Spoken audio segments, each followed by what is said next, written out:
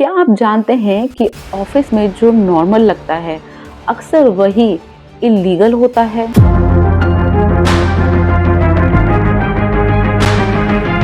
So hello friends, welcome back to our channel legal PW यानी legal power. मैं हूं advocate Sanjay Gupta और आज हम बात कर रहे हैं वर्किंग वुमेन्स राइट।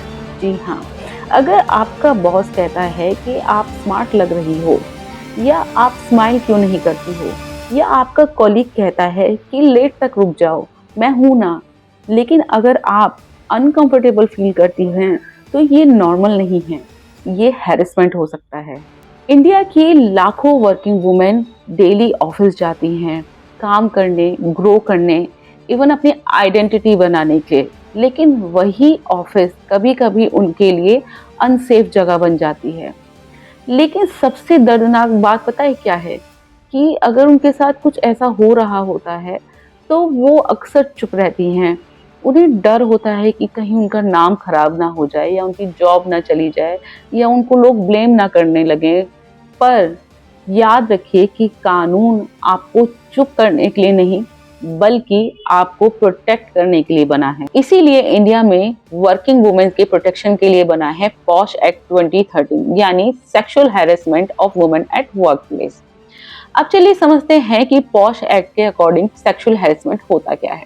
पहला है कि अनवांटेड कमेंट्स करना, डर्टी जोक्स, डबल मीनिंग बातें, स्टेयरिंग, गेस्चर्स, टचिंग, आपको पर्सनल मैसेजेस करना, लेट नाइट कॉल्स करना, आपका प्रमोशन है या फेवर आप ले रहे हैं तो उसके बदले में आपसे कहना कि भाई क्लोजनेस बढ़ाने के लिए आपको ऑफर करना, या अगर आप कंप्लेन करने पर आप प्रेशर बनाना या रिवेंज लेना।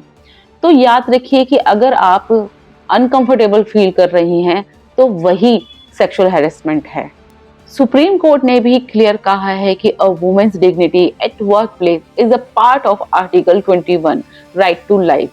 मतलब कि इज्जत के साथ काम करना आपका फंडामेंटल राइट है।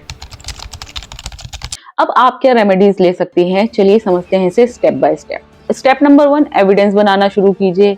व्हाट्सएप चैट है, ईमेल्स हैं, कॉल लॉग्स हैं, और डायरी में साथ ही आप टाइम और डेट नोट करके रखिए। अगर कोई विटनेस है उसका नाम लिख कर रखिए, क्योंकि ये जो एविडेंस है वो कोर्ट के लिए ही नहीं बल्कि आईसीसी के लिए भी काफी होता है। स्टेप नंबर 2, आईसीसी को कंप्लेन कीजिए।